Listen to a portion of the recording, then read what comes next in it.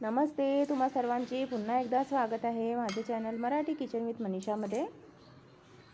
तर आजच्या व्हिडिओमध्ये मी तुमच्यासाठी एकदम वेगळ्या प्रकारची भाजीची रेसिपी घेऊन आलेली आहे। पालक मेथी खाऊन जर बोर झाले असाल तर अशा प्रकारे वेगळ्या प्रकारची भाजी तुम्ही नक्कीच ट्राय करू शकता। अगदी घरगुती साहित्यामध्ये आज आपण ही भाजी बनवणार आहोत। खायला खूपच छान टेस्टी वाटते, अगदी मटन चिकन पेक्षाही भारी वाटते। चला तर मग लगेचच व्हिडिओ स्टार्ट करूया आणि बनवूया दही कोफ्ता करीची भाजी। जर तुम्ही चॅनलवर नवीन असल्यास चॅनलला सबस्क्राइब करा अशाच न्यू आणि हेल्दी रेसिपी बघण्याकरिता। आणि ही रेसिपी जर तुम्हाला आवडली तर लाईक सुद्धा करा। चला तर मग लगेचच बनवूया आपण दही कोफ्ता करी। तर दही कोफ्ता करी बनवण्याकरता सर्वात प्रथम मी इथे अर्धा लिटर दही व्हाईट कॉटन कपड्यामध्ये 6 ते 7 तास बांधून ठेवलं। त्याच्यानंतर आपल्याला असा एक हे बघा छान असं घट्ट दही झालेलं आहे, याच्यातलं पाणी पूर्णपणे निघून गेलेलं आहे। तर हे मी अर्धा लिटर दह्याचं केलेलं आहे हा चक्का। तर यामध्ये आपल्याला टाकायचं आहे एक कांदा बारीक चिरलेला, कोथिंबीर टाकायची आहे, कोथिंबीर थोडी भरपूर घ्यायची आहे, हिरव्या मिरच्या 2 ते 3, एक छोटा चम्मच किसलेलं अद्रक आहे आणि चवीनुसार अर्धा छोटा चम्मच मीठ टाकूया।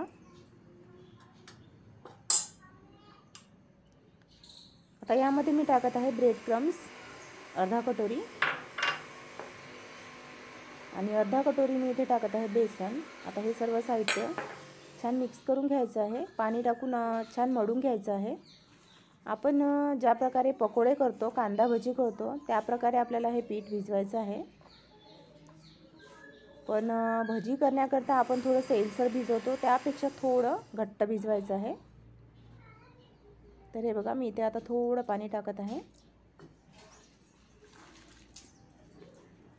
आणि कढईमध्ये तेल सुद्धा गरम करण्याकरता ठेवलेलं आहे। तर हे बघा छान भिजवून घेतलेलं आहे। आता हाताला थोडं तेल लावून घ्यायचं आहे आणि अशा प्रकारे छोटे छोटे गोळे करायचे आणि गरम तेलामध्ये तळून घ्यायचे आहेत।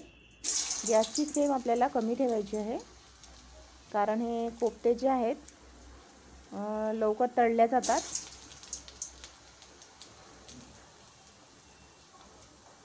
अगदी सोपी पद्धत आहे, पण खायला खूपच टेस्टी वाटते।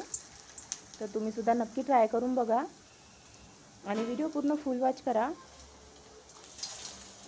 आणि ही रेसिपी जर तुम्हाला आवडली तर तुमच्या फॅमिली फ्रेंड्ससोबत सुद्धा ही रेसिपी शेअर करा, म्हणजे ते सुद्धा अशा प्रकारे वेगळ्या प्रकारची भाजी बनवू शकतील। तर हे बघा तळून आपले तयार झालेले आहेत कोफ्ते। आता सर्व जे हे कोफ्ते आहेत आपण अशा प्रकारे तळून घ्यायचे आहेत।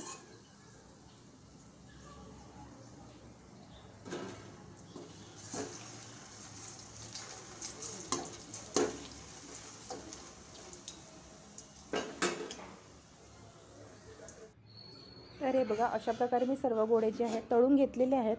आता आपण ग्रेव्ही करता मसाला तयार करूया। तर इथे मी कांदे, लसूण आणि अद्रक छान असं भाजून घेत आहे कढईमध्ये। कांदा लालसर होईपर्यंत परतून घ्यायचा आहे। कांदा थोडा लालसर झालेला आहे। आता इथे टाकायचं आहे लाल मिरच्या, कलमी, जिरे, धने, लवंग, काळे मिरे, इलायची आणि सूर्यफूल हे सर्व छान भाजून घ्यायचं आहे 2 ते 3 मिनिट। तर हे बघा सर्व मसाला जो आहे मी अशा प्रकारे भाजून घेत आहे। इथे टाकत आहे मी 2 छोटे चम्मच किसलेलं सुकं खोबरं, हे सुद्धा छान असं भाजून घ्यायचं आहे। तर हे बघा सर्व मसाले छान भाजून घेतलेले आहेत। आता हे सर्व मसाले जे आहेत भाजलेले आपण मिक्सरमध्ये छान बारीक वाटून घेऊया। ते वाटताना यामध्ये तुम्ही आवश्यकतेनुसार थोडं पाणी टाकू शकता। तर हे बघा तुम्ही बघू शकता मी मसाला छान असा बारीक करून घेतलेला आहे। आता आपण एका प्लेटमध्ये काढून ठेवायचा आहे हा मसाला। त्यानंतर आपण 2 ते 3 टमाटर सुद्धा मिक्सरमध्ये बारीक वाटून घेऊया, याची एक पेस्ट तयार करून घेऊया। तर हे बघा टमाटरची पेस्ट मी तयार करून घेतलेली आहे। आता एका कढईमध्ये तेल गरम करून घेतलेलं आहे। आता हे जे वाटण आहे हे छान तेलामध्ये परतून घ्यायचं आहे।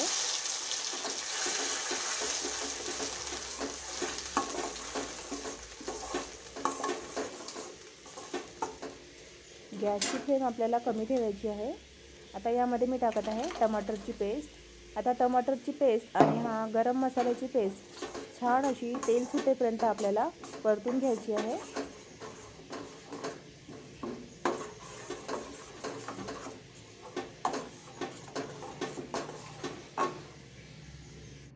तर हे बघा, तुम्ही बघू शकता मसाल्याला छान असं तेल सुटलेलं आहे। आता आपण यामध्ये टाकूया बाकीचे मसाले।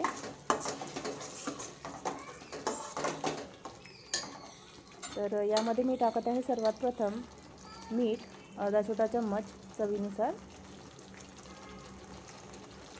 थोडं हळद आणि 1 ते 2 छोटे चम्मच तिखट टाकत आहे। तिखट तुम्ही तुमच्या आवडीप्रमाणे इथे कमी जास्त करू शकता।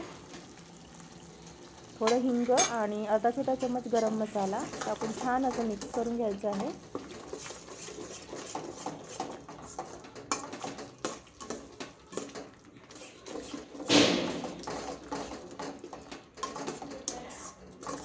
आता यामध्ये आपण टाकूया 1 ग्लास पाणी। पाणी टाकल्यानंतर आपल्याला पाण्याला छान अशी उकळी येऊ द्यायची आहे।